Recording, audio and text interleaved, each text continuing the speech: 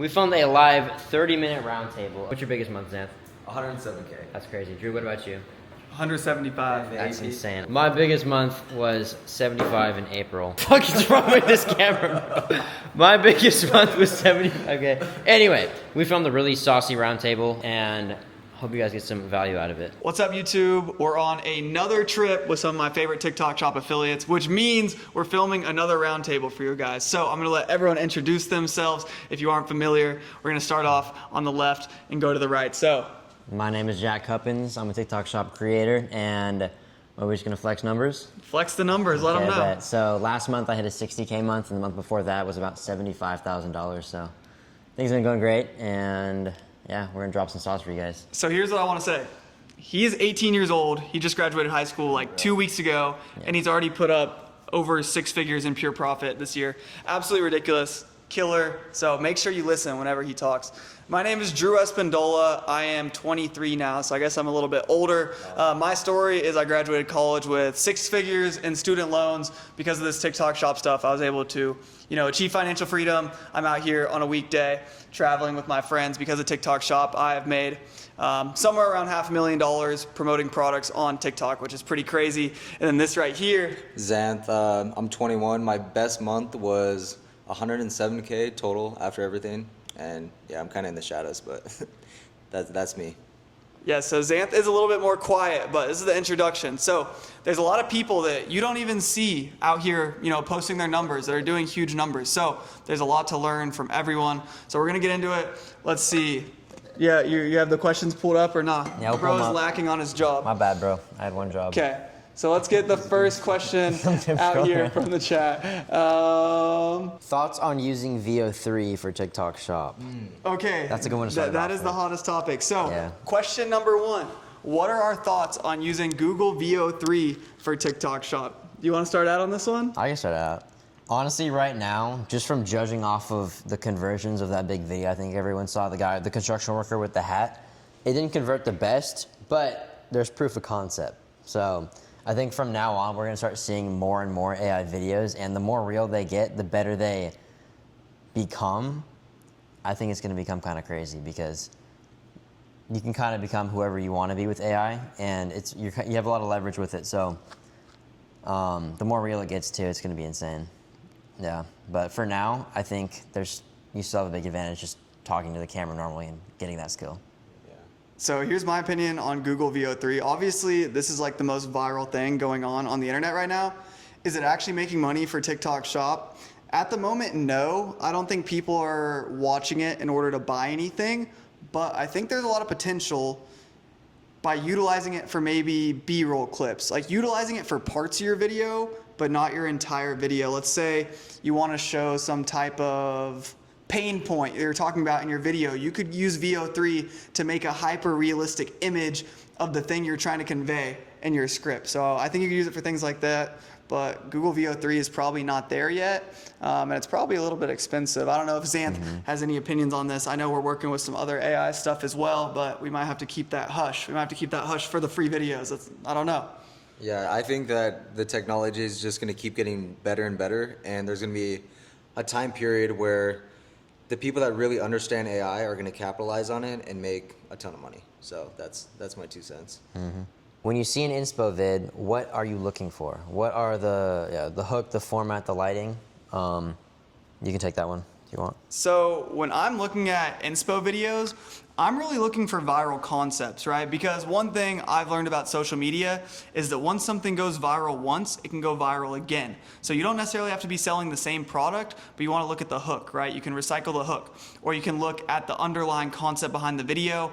I don't really care about the lighting. I will look at the script, like what pain points are they hitting? What are they saying that's controversial? I really just want to know what made the video go viral so I can replicate that, because I know how to sell, but the most important thing is getting the attention, in my opinion. When I'm looking for a viral video, again, like Drew said, I'm looking for proof of concept. So whether you see that on Daily Virals or just scrolling on your For You page, if it's gone viral, it shows that the market wants it and it likes what is happening on that video. And a lot of times you can actually tell why the video went viral by the comments. So you scroll through the comments, you look for just the key things. So again, comments kind of just tell you exactly what's going on. But also, it's also mainly the hook, I would say. For example, there's the Ashton Hall angle, okay? So when I made a video about Ashton Hall, that was already trending, okay? That was a big trend. What I did is look at these over here. They're giving us gifts. Thank you everyone for the I love gifts. that. Thank No. you everyone for the gifts. But when I saw this Ashton Hall angle trending, what I did is I said, okay, what is he doing that is kind of crazy? And in one of his videos, he was like in the air for like 4 minutes or some shit. And I used it as my hook. And that was one of the videos that popped off for that angle. And he was also wearing mouth tape. So that was another reason that video popped off, is he kind of made mouth tape popular in that amount of time. So it's something that was trending. And then I just took a new frame and a new way of like giving that information. And that's what made the video pop off, so. I would totally agree. The most important thing that I think Jack said was read the comments of viral videos. They don't have to be TikTok videos. They can be Instagram videos. They can be tweets. Just make sure that you're reading those comments, because that tells you exactly why the videos went viral, because that's exactly why people engaged with the video. So let's see what other questions we got. Keep dropping those questions. Yep. I'm messing with the live stream over here just to make sure we can have everyone seen in the video for everyone watching live right now. Spencer said, do you think Q4 this year will be as crazy as 2024? Crazy. Crazy. I sure hope it's crazier. All I know is the money printer is going to be on. Whether that's your beliefs that are going to make you think like, oh, this is the time to make more money. Maybe that's going to make you post better content. But we know for a fact the TikTok shop train is not slowing down. More people trust the app. More people are making more money than ever. I think Q4 is going to be amazing. And let's make, years and years and years worth of salaries in those few months. I have a great question. So Josh said, I'm in CC with Boom Boom. My vids are talking head, and they get 300 to 600K views, but they convert bad. So I think that's what a lot of people have been dealing with, is just low conversions, especially with some of those conspiracy Boom Boom videos. So have you had some experience with that, or do you want to take it? Yeah. Yeah, so it sounded like you were about to give some advice on low Yeah. conversions. I know you had a Boom Boom video that went viral and had low conversions. You remade it and made, $70,000, Yeah. $60,000 following that. So what did you change in order to get better conversions on your video? So this is actually, it wasn't the normal conspiracy angle everyone was running. I honestly didn't do that in the first place, because I saw that these videos that were people were connecting like Diddy to like Steve Harvey to Boom Boom, it just didn't make sense. And I seen that like, okay, you could try and you can maybe get a couple thousand GMV. But what I did was I picked the Shark Tank angle and I made this video, okay? It got, I would say, 2 million views, but it didn't convert very well. And what I did in the beginning of that hook was it was kind of framing the video in a negative way. So I think Kevin was like talking shit to the founders of Boom Boom, and it put Boom Boom in a bad light. And then when I was selling on the back end, I wasn't digging the pain point hard enough. So what I did in the next video that I made for Boom Boom, which now has 18 million views, is I made a very like positive, it was a very positive frame in the video. So people were kind of almost cheering on Boom Boom with this the hook of the video, and then through the end of it, I pretty much dug the pain point of how I struggled with a lot of nasal problems, and then I plugged Boom Boom and I showed how it helped a lot. And I used this CTA very well, and then what do you know, it did 100K GMV. And with this, it was probably like Boom Boom's giveaway was like 75% commission. So I posted one video last month, and it pretty much made my whole month. It was insane. But there you go. That one shift made a big difference. So conversions are a big thing, but it's the frame. The main takeaway was the frame of the video and how people are actually, how you're telling the story. And then it's also the how well you're selling it and you're digging the pain point. That gap of pain has to be so deep, because the people watching it need to actually feel the pain. And if you can call out the audience directly and you can speak to their pain and symptoms and actually like it's tangible, they'll buy. But you have to do that, and that shows the real skill of selling when it comes to just content in general, because you can get views, but if you can't sell, there's no point. And remember what we're actually trying to do. You're trying to turn a TikTok brain rotter into a customer. So you have to give someone an impulse reason to purchase the product, right? You have to stop them from going to buy it on Amazon. You have to stop them from waiting later to purchase the product. You need to give them a reason to purchase right now. So that means you need to hit that emotion, show them the sales, give them the urgency, give them the scarcity. And first and foremost, you have to be solving a problem for someone, because there has to be that emotional spark before someone is going to stop what they're doing, their active brain rotting, put in their credit card, and give you their hard-earned money that they went and got at their 9 to 5 and literally traded their life hours for. So remember, like, you're not deserved. No one owes you money just because they watched your video. Like, remember that. There's a lot of entitlement we get as affiliates. Yeah, I would say my 2 cents on that is the whole point of people scrolling is to spark an emotion. They're just doomlessly scrolling to get an emotion. And you need to spark that emotion as hard as you possibly can and as fast as possible. And the one thing that I've noticed for me and other people that they deal with is you'll get a lot of views and then really shitty conversions. What you need to do is make sure you're sparking almost a neutral emotion. So an emotion that isn't going to ruin your conversion rate, but it's also going to get the people that you want to be mad and commenting or rage bait, whatever you use to go viral, you want that to actually be a core piece of the video.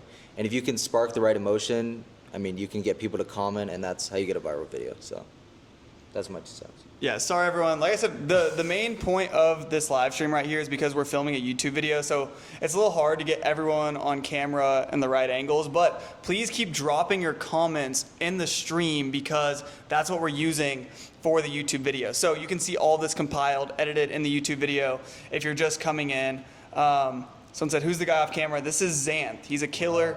He doesn't always put his face in his content, so you might not recognize him, but he's put up numbers, 6-figure months. Let's see. Xanth. Someone said Zan. Sure. Let's see what questions we got. This is a good question for Jack. Someone said, what's the thought process behind scripting your videos? Which kind of videos, if you can clarify? I'm gonna assume it's the, I would say talking head because I don't really script the Shark Tank edits. With scripting, I'm always focusing on the hook first. Like the hook is by far the most important thing. And I'm also split testing different hooks. So I'll probably spend, I would say, if I have an angle that I'm running and it's worked before, I'm gonna spend 80% of the time on just the hook. Like I'm spending sometimes up to an hour just copywriting and like really simplifying the hook as much as I can.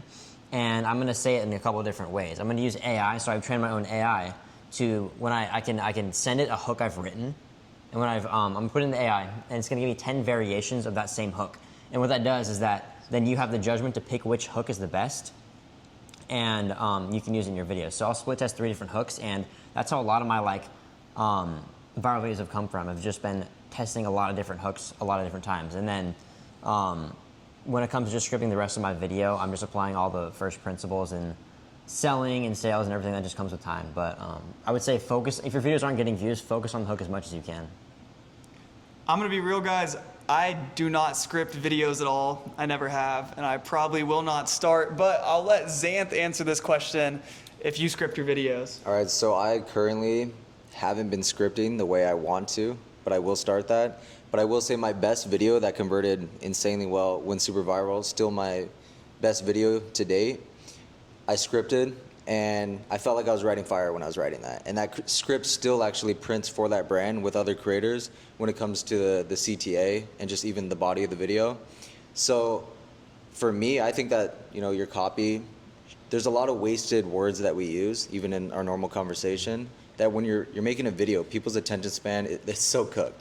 So you need to paint pictures in their brain in the shortest amount of time as possible. So that's just my 2 cents, but yeah, that's what I like to do. Like everyone said, the hook is going to be the most important part of the video. And one thing that he has done better than almost anything I've ever seen other people do in their videos, his big video, the controversy. It was so simple. It's as simple as he said, this is the craziest episode of The Simpsons I've ever seen. And he showed a clip of Family Guy. And if you read the comments, it just, it was like pouring gasoline on a fire, just getting that video to go viral. So it's all about that hook, getting people to comment. That's what you want to optimize for, in my opinion, but it has to stay relevant to what you're actually talking about. I did see a comment earlier. It's quick little piece of advice that I know we think is kind of easy, but a lot of people don't talk about. They said, what's the easiest way to get a TikTok shop account with 5,000 followers? There's really 2 ways. Either you run ads to your videos, which there's a lot of different methods for that we can't really get into. I just prefer to buy accounts. I think it's a lot easier to buy accounts, and I don't know if they use ads to buy their accounts. Do you typically buy your account? Yeah, usually. I mean, you either pay with your money or your time. So I'm definitely gonna pay with my money more than not. And if you buy from the right seller, you can find some good deals, especially if you buy in bulk. So I'll buy most of my accounts in bulk from sellers, just on Discord and stuff. We can put some links in the description. Yeah. So if you need a good account seller, we have some. Just DM me. DM me. Say you need a TikTok Shop account plug. I'll send you the one I use, and I'll check that once we get off this live stream. DM me. No, Don't DM me. Let's see what else we got. Thank you everyone for the gifts too. Y'all are absolute goats. We got Nick Fowler in here. What's up, Nick? Shout out. We got 62 people in here. Georgia asked a good question about networking in person. Has that had a big factor in your success as a creator? And I would say 100% yes. In the right way, though. You don't want to network just for networking's sake, just to go connect with people. It's a waste of time. But if you're reaching out to people and going on calls and connecting with people, that is probably the quickest way you will get success as a creator, like by far, is getting specific eyes and eyes of someone who has done it before on your content to give you a review, change the small, like the nuances and the small things to pretty much help you reach that next level as a creator. So it makes a big difference, especially in person too. Like once you reach a certain level, you'll be able to go fly out to just Airbnbs like this and meet up with your friends and just have a good time and get no work done. But you know, meeting in person is one of the best things you can do. It's just makes the game fun, you know, and it's amazing. Yeah. Joining a community, you know, that's what really networking is going to be in this space. It's getting around other people that are doing the same thing as you. I think joining a community, no matter which one you join, you know, whether you're a beginner or you're advanced, is the best thing you can do. Right, every group's going to offer different things. Obviously, we're biased to Creators Corner. I kind of owe all my success to Creators Corner. So shout out everyone in here. You'll see a lot of people in the chat saying the exact same thing. But the most important thing you can do is get around other people, because one thing about this entrepreneurship journey is just, it's a matter of the fact, most people you grew up with, that you're around, are not going to be on that same path as you. And it's really going to be hard to go through those rough patches when you have no one that can relate to you. But I promise you, everyone else that's in your community, even the ones that are at the top, the ones that are the beginners, they're all going to be dealing with the same exact problems, the same exact thoughts, and the same exact goals. So that's the best way to progress faster, because you're not just getting his mind plus my mind plus my mind. It's more like multiplying. It's his mind times my mind times my mind. So you're learning exponentially faster than you would if you were just doing things on your own. They say if you want to go far, go with a group. If you want to go fast, go alone, right? So definitely join groups. Jimmy asked a good question. Shout out Jimmy. He said, what are the top 3 mistakes of beginners? Let's see. Xanth, I want you to answer this question. What do you think are the top 3 mistakes of beginners? Top 3 mistakes, I would say number 1 is, this is inside and outside of CC, but obviously there's killers inside of CC. It's just posting without having any intention and just thinking that hard work and just putting in more hard work and time into the same exact thing is going to get you more results. But the thing is, if you're posting a bad video that you know isn't good, isn't your best 100 times, it's not going to give you the outcome that you desire. The best thing to do is take a step back and look at, what am I doing wrong so I can avoid that, and then find the thing that works for me and then scale that and post that 100 times instead. I think for me, I can speak for myself and a few other creators that you see, I think that's one of the biggest mistakes. Yeah, personally, I think a lot of people, when they're just starting out, they're following trends, which is what you're told to do, right? Copy what works. But just because something works for someone else doesn't mean it's going to work for you. So I would say find products you believe in, you would personally purchase, and be authentic, right? Because that's, at the end of the day, what this entire app is about. You want to influence other people, and if you really don't believe in what you're saying, you're not going to be able to sell that product. And also just post your content, right? It's all about reps. Like your first video, the odds of it going viral are not high. Like you just need to post, choose products you like, and keep going. That's the other thing. Don't give up. Like every single one of us had like an insanely down period before we hit big, but it's literally one video that changes everything. Like, I don't know if you want to touch on like literally your story right before you hit a 6-figure a month, but I'll do it like briefly. So I joined CC and I knew nothing about creating. I was afraid to do my recreate video. Like I was sweating in my room making the video because I didn't even want to show my face. Still was a super shitty, really bad video. But I posted it anyways, I gave it in. And then I just started putting in the reps. And to be honest, like all my videos flopped for about like almost 2 months, nothing. Like I wasn't getting any sales, nothing was working.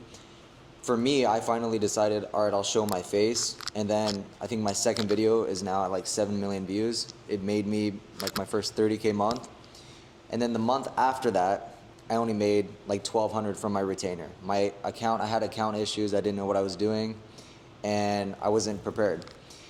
Then the month after that, I made 107K like profit in a month. And really it was in less than a month. I made, yeah, one of those days was like a week. 75K GMV. Yeah, the product went out of sale. And yeah, so the thing is you don't really know, it sounds cringe, but it's like the guy with the pickaxe, like hitting. But it's true. Like that's why people talk about it so much. You can be so close to just getting out of the current suffering and pain of not having money if you just really put your head down and look at yourself in a third person view and see what you're doing. Like observe what you're actually doing in your day to day. It goes beyond just content because everything connects. So yeah, I would just say, I don't want to go too deep into it, but you're closer than you think if you really have the intention and like you have to have the belief with the work ethic, and yeah, that's it. Yeah. You know, there's always going to be imposter syndrome. There's always going to be doubt. But the most important thing is that you just keep going. That's the biggest mistake beginners make is they quit before they hit big.